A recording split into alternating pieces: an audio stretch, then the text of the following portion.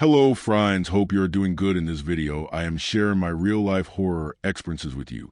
And before you think this is just another made-up internet story, I need you to understand something. I never planned to talk about this not on camera, not to strangers, not even to my own brother. But the things that have been happening again lately made me realize staying quiet hasn't helped, so maybe telling it what my name is. Daniel. And for almost 10 years, I worked night shift as a 911 dispatcher in a small county outside Flagstaff, Arizona, which means I was the first voice people heard when their life was falling apart. Car crashes, domestic fights, break-ins, overdoses, missing kids, you name it, I heard it. And after a while you build a wall, you have to, because if you don't, the screaming follows you home. And most nights were routine, controlled chaos, phones ringing, radios crackling, officers asking for backup. Nothing supernatural, nothing cinematic, just tragedy in fluorescent lighting. But 3 years ago, during a storm shift, something came through my headset that should not have been possible. And I can still hear it exactly the way it sounded, because it didn't sound scared, it didn't sound hurt. It sounded patient. The call came in at 2:17 a.m., which is already the deadest hour of the night, the time when even the highway feels asleep. The system flashed incoming rural line. No caller ID, which happens sometimes in bad weather. So I answered the way I always do. 911, what's your emergency? And for about 5 seconds, it was only static, not normal static, not the softest of bad reception, but a deep electrical distortion, like metal scraping across metal. Then I heard breathing, slow, controlled, like someone standing too close to the mic. And I said, "Hello, can you hear me?" And that's when a man's voice came through, calm, almost curious. And he said, "I think someone is standing in my hallway. Now protocol says get location first always." So I asked for his address, and he gave it. Clearly a house off a county road about 20 minutes outside town, a place I actually recognized because we'd had noise complaints there before. Isolated single-story rental property, nothing dramatic. So I typed it in and asked, "What do you mean someone is standing in your hallway?" And he whispered, "I can see them from my bedroom door. They're just standing there." And I asked, "Can you describe them?" And there was a pause long enough that I thought the line dropped, and then he said, "They look like me." And I remember feeling annoyed more than scared, because prank calls happen especially at night. So I asked, "Sir, is this a joke?" And he said no, and his voice cracked just slightly, not with fear, but confusion, like his brain was trying to solve something it couldn't process. And he said, "They're not moving, they're just watching me." And I could hear faint floor creaks through the line, like an old house settling, but spaced too evenly like footsteps. And I dispatched 2 deputies to the address code to no lights, no sirens, because if it was a break, and we didn't want to alert anyone. And while they were en route, I stayed on the line with him. And I asked, "Are your doors locked?" And he said yes. And I asked, "Is anyone else in the house?" And he said, "No, I live alone." And then he added something that made my skin crawl. He said, "I don't think it came from outside." I asked, "What do you mean?" And he said, "I think it came from the bathroom." And that made no sense, because you don't enter a house from a bathroom unless you're already inside. And the deputies radioed they were about 5 minutes out. So I told him, "Officers are on way, stay in your room, lock the door." And he said, "I can't." And I asked why, and he said, "Because if I move, it moves." And right then, to my headset, I heard a second breathing, not echo, not feedback, a distinct second inhale, slightly delayed. And I froze, because our system doesn't duplicate audio like that. And I asked, "Sir, is someone else on the line with you?" And he said, "No, it's still in the hallway." And then his voice shifted lower, slower. And he said, "It's smiling." The deputies pulled into the driveway at that exact moment, and I heard gravel crunch through the phone, and one of them knocked loudly, announcing the sheriff's office. And the man on the line started crying, not screaming, not yelling, just quiet, shaking sobs. And he whispered behind him now, and my blood went cold, because the deputies were outside, and whatever he was describing was inside, unless he was lying. But when the deputies entered the house, they radioed back, "Negative contact, house clear, no forced entry, no extra persons." And I asked them to check the bedroom, because the caller was still on the line. And they walked down the hallway and opened the bedroom door. And there was no one inside, no caller, no phone, no signs anyone had been there recently. Dust, undisturbed bed, neatly made, empty house, utilities shut off months prior. And that's when my screen updated the call duration, timer reset to 0. And the line went dead. The deputies searched the entire property, attic, crawl space, backyard, nothing. And when they asked who made the call dispatch, I told them to name the caller. had given me, and they ran it through the system. No record, no driver's license, no utilities under that name at that address, nothing. And when I checked call log to replay the audio from my supervisor, the recording wasn't there, just an empty file labeled 2:17 a.m. duration midnight, which is impossible because I've been on that line for 11 minutes, I know, because I watched the timer and we brushed it off as a glitch storm, interference system error. That's what we told ourselves, but here's where it gets worse. 2 nights later, at exactly 2:17 a.m.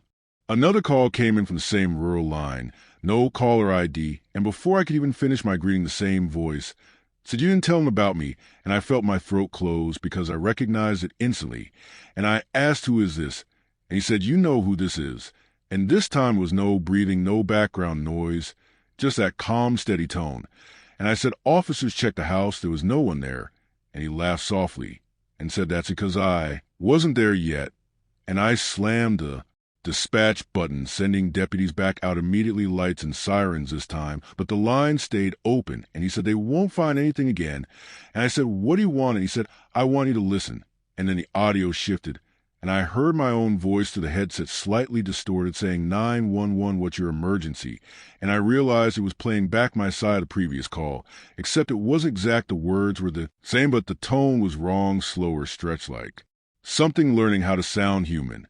And then it repeated after me, slightly delayed, "911, what's your emergency?" 911, what's your emergency? Over and over, layering until it became a whispering chorus. And I ripped the headset halfway off because it felt like the sound was inside my skull. And the deputies arrived again, house empty, no sign of entry. Neighbors confirmed no one had lived there for years. And when I checked the system logs after the shift, there was no record of the second call either, but this time something else was missing. Every audio file from 2 a.m. to 3 a.m. that night, completely erased, like that hour never existed. And I started having dreams after that, not nightmares, exactly just the same hallway from the description, narrow dim light at the end, and a figure standing there shaped like me, but slightly taller, head tilted too far to one side.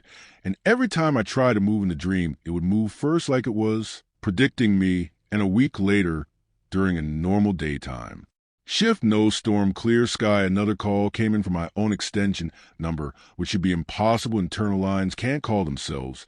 And when I answered, I heard breathing, and then my own voice whispers, "Behind you." And I didn't turn around, not at first, because I knew if I did and saw, nothing would be worse. But eventually I had to, because the entire room had gone quiet, no ringing phones, no radio chatter, just silence. And when I turned, every other dispatcher was frozen, staring at their screens, unmoving, like someone had pressed pause, and the overhead lights flickered once, and in the reflection of my dark monitor, I saw someone standing directly behind my chair, shaped exactly like me, except the smile was too wide. And when I spun around, the room was normal again, phones ringing, co-workers talking, asking if I felt okay. And on my screen was a new call log entry, 2:17 a.m. duration midnight, even though it was 11:43 in the morning. And I reported all its psychological evaluations, stress leave recommended. They said trauma can manifest in auditory hallucinations, especially in high-pressure jobs. So I took the leave. I quit eventually, moved apartments, changed numbers, tried to reset my life. But every night at exactly 2:17 a.m., my phone lights up, no caller ID, no number. And if I decline, it goes to voicemail, 3 minutes of static, and underneath it breathing, sometimes faint, sometimes right against the mic. And last night, for the first time, it spoke clearly, not through a headset, not through dispatch equipment, directly into my personal phone. And it said, "I'm almost there, and the reason I'm finally telling you this is because 2 hours ago, while setting up this recording, I got a notification from my old county system, an automated email sent to former employees when a major incident is logged, and the subject line read, 'Officer involved shooting rural county road, same address,' and the timestamp 2:17 a.m., and attached was a brief description. Deputies responded to reports of an intruder. Homeowner claimed someone identical to him was standing in the hallway, smiling. No suspect located, and I don't work there anymore. I'm not supposed to have access to that system, but somehow that email had my name on it. And at the bottom of the report, under dispatcher notes, it said, "Caller stated, if I move, it moves." And those were my exact words from 3 years ago, words that were never recorded, never logged, never saved. So if you're listening to this at night and you hear breathing through your phone, or you wake up at exactly 2:17, and your hallway looks a little longer than it should, I need you to understand. Something when it calls, don't describe it, don't give it details, don't tell what it looks like, because I think that's how it learns, and I think that's how it gets closer. And if my phone rings while I'm uploading this and the caller ID says my own number, I'm not going to answer, because last night, right before the line went dead, it didn't say, I'm almost there. It said, we're almost there, and I live alone, and my bathroom light just turned on by itself, and I haven't moved yet, because if I move and something in the hallway moves first, then I'll know it finally made it out of the headset and into my house. And if that happens, there won't be another video after this one. I used to work overnight security at a private medical research building just outside of Denver, not a hospital. Not exactly a lab either, more like one of those corporate facilities that doesn't put its name on the front of the building. Just a gray box with tinted windows and a badge scanner that buzzes too loud in an empty hallway. My shift was 11 p.m. to 7 a.m. Just me in a small security office watching about 40 camera feeds. Parking lot, hallways, loading dock, stairwells boring. Stuff. Most nights nothing moved except the automatic lights turning on and off.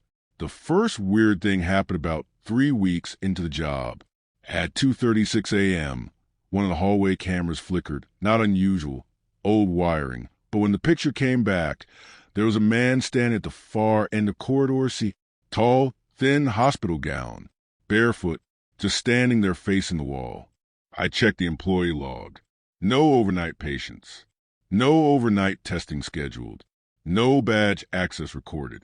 I zoomed the camera in. His feet looked dirty, like he'd walked through mud, but it hadn't rained in days. I radioed the supervisor. No answer. So I did what security is trained to do. I left the office to investigate. The hallway lights were motion activated. And as I walked down corridor C, they flicked on one by one in front of me, but at the end of the corridor. The lights were already on. I turned the corner slowly. Nobody there. Empty hallway. No doors open. No sound.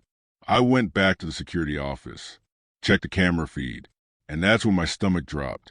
The man was now standing directly outside the security office door, facing the camera, which meant while I was in the hallway looking for him, he was standing right outside the room I had just left. I didn't hear footsteps, didn't hear the door handle, nothing. He wasn't smiling. He wasn't angry. He just stood there, staring directly into the camera lens. Then the feed glitched, static for 3 seconds. When it came back, he was gone. I reviewed the recording. There was no footage of him walking away. No door opening. No transition. One frame, he was there. Next frame, empty hallway. I told myself it was camera artifacting. Compression glitch. Pareidolia. But it happened again the next night. Same time. 2:36 a.m. Same corridor. Same gown. Except this time, he was facing the camera, and his head was tilted slightly to the side, like he was curious. I stayed in the office. Didn't go out. Just watched. For 6 minutes, he didn't move. Then slowly, very slowly, he raised his arm and pointed directly at the camera. At me. The feed cut out again. When it returned, all 40 monitors were showing the same hallway, not their assigned areas, just corridor C. And at the end of the hallway, the man was closer, much closer, close enough that I could see his face. It looked wrong, not deformed, not injured, just slightly unfinished, like details hadn't rendered correctly. Eyes too dark, skin too smooth, mouth slightly open, as if he was trying to practice an expression. Then every monitor went black. The office lights flickered, and behind me, I heard the badge scanner beep, like someone had just entered the office. I didn't turn around. I couldn't. I was frozen, staring at black screens reflecting the room behind me, and in the reflection, I saw him, standing 3 feet behind my chair. Same gown, same tilted head, watching me watch him. I spun around. Nothing there. The door was still closed. Badge scanner dark. When I looked back at the monitors, they were back to normal. Parking lot, stairwell, lobby, Everything calm, except corridor C. At the end of the hallway, there was a wheelchair, empty, gown draped over it, like someone had folded themselves out of it. The next morning, I asked management about corridor C. They went quiet. Then one of the older techs pulled me aside and said that wing used to be part of clinical trial ward years ago. Something about sleep studies, sensory isolation, participants complaining about seeing figures at the end of the corridor at the same time every night, always 2:36 a.m. They shut the program down after a subject was found standing in the hallway, unresponsive, staring at the wall. When staff approached him, he said, "It's behind the glass now. There's no glass in that hallway." I quit 2 weeks later. But here's the part that still messes with me. Last month, I was staying in a hotel in Phoenix for a friend's wedding. Different building, different state, unrelated company. At exactly 2:36 a.m., I woke up for no reason. The room was quiet, air conditioning humming. Nothing strange, until I noticed a red standby light on the TV blinking. It wasn't blinking before. It blinked 3 times, paused, then stayed solid. I don't know why, but I looked toward the bathroom mirror across the room, and in the reflection, I could see the hallway outside my hotel room, even though the door was closed. And at the end of that hallway, there was a tall figure in a hospital gown, barefoot, facing the wall. And then it slowly turned its head toward my door. If you're alone right now, turn your volume down, because the third story in this video is the only one I genuinely regret researching. The man who sent this to me disappeared 2 days later, and police still don't know why security cameras recorded someone inside his apartment 3 hours before he got home. I never believed in cursed objects or haunted technology or any of that internet creepypasta stuff, because I work in IT and most things have explanations, corrupted files, lag, delayed sync, human error. But what happened to me last winter doesn't fit into any of those categories. And I've tried for months to recreate it logically. And I can't. My name is Marcus, I'm 29, and I live alone in a small apartment outside of Seattle, Washington. And about 6 months ago, I installed a full smart security system. Inside my place, motion sensors, entry, alerts, cloud, recording everything, because packages were getting stolen in my building, and I wanted peace of mind. And for the first few weeks, it worked perfectly, just boring footage of me leaving for work, coming home, cooking dinner, nothing strange, until one Thursday night at 11:48 p.m. I got a motion alert while I was still at the office. The notification said movement detected, living room camera, and that didn't make sense because I had left my apartment empty that morning and nobody else has a key. So I opened the live feed expecting maybe headlights from outside triggered it. But what I saw made my stomach flip. The camera wasn't showing my empty living room. It was showing me sitting on my couch in the dark staring at my phone, and I was wearing the same clothes I had on that day, same gray hoodie, same ripped jeans, except in the video, I looked exhausted, pale, like I hadn't slept in days, and the timestamp on the footage said 2:17 a.m., 3 hours in the future.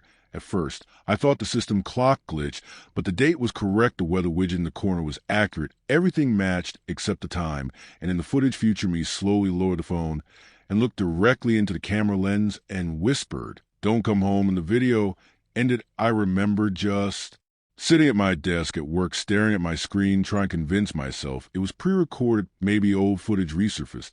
But I had never recorded anything like that, and the fear didn't hit all at once. It crept in, because if that was 3 hours in the future, then technically I was still going to go home and do exactly that, sit on my couch in the dark. So I tested it. I stayed at the office past midnight, watching my cameras, non-stop, and at exactly 2:17 a.m. my phone buzzed again, motion detected. Living room camera, and when I opened it, the feed was live and the apartment was empty, exactly how I left it. No me on the couch, no whisper, nothing, just silence. And that's when I realized the first video hadn't been a glitch, it had been a warning. And I had just changed something by not going home. The next day, I checked the cloud storage logs, and there was a file saved under my account, timestamp for the following night, not the previous one, labeled event_02, and I shouldn't have opened it, but I did. And this time the footage showed my bedroom, the camera angled toward my bed. And in the video, I was asleep under covers facing the wall. And at 3:03 a.m., the closet door slowly opened by itself, and something stepped out, not fast, not dramatic. Just a tall shape darker than the room, standing beside the bed, watching me sleep. And what disturbed me most wasn't the figure.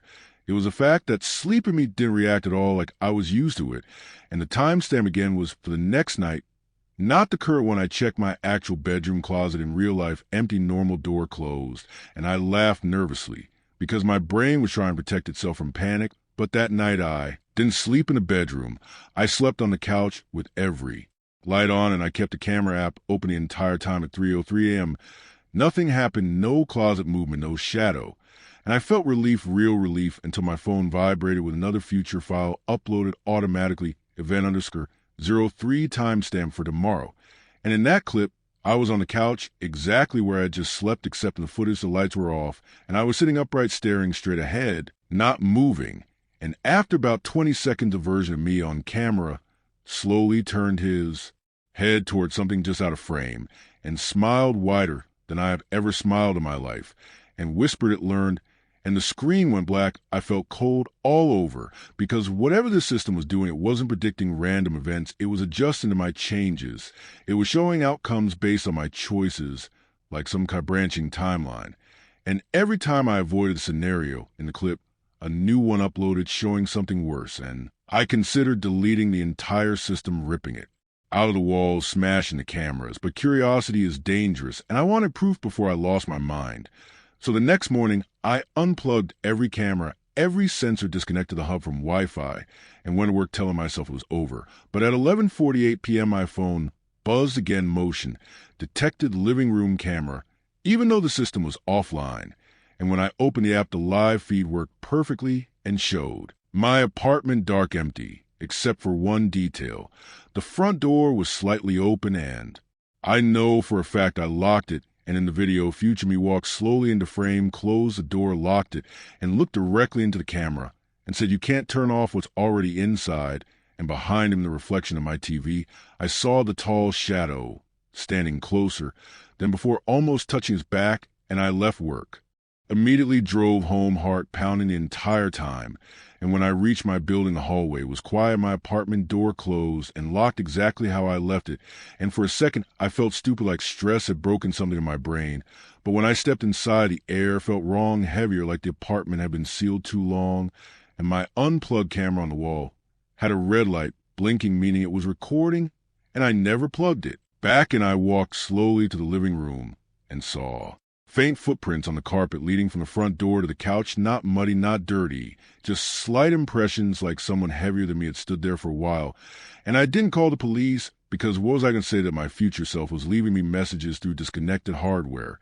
Instead, I did something worse. I checked the app again, and there was a new file, event_final timestamp for following night, and my hands were shaking when I opened it because deep down I knew this was the end of whatever sequence was happening. And the video showed my apartment completely dark, except for moonlight to the window, and the camera angle was lower, like it had fallen onto the floor.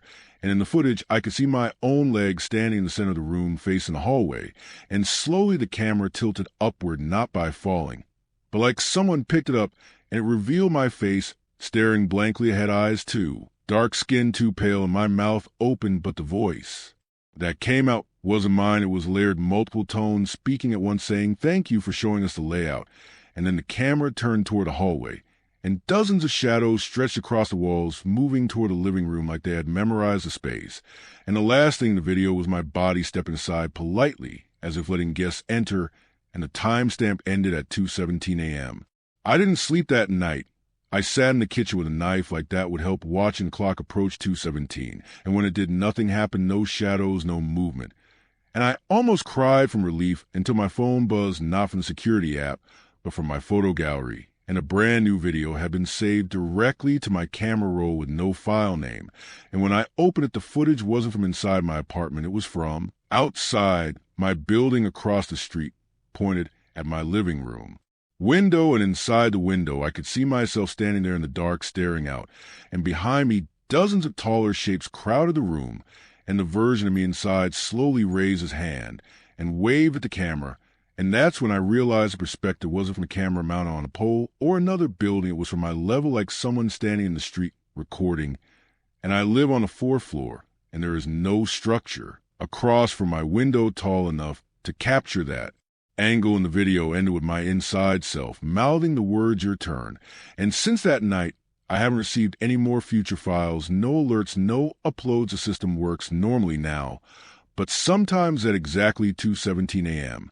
The red recording light turns on by itself, and I don't check the footage anymore because I finally understood something. Whatever it wasn't predicting my future, it was practicing it, and if I keep watching, it will eventually get every movement exactly right. And when that happens, I don't think there will be two versions of me anymore. I think there will only be the one that learned how to step out frame.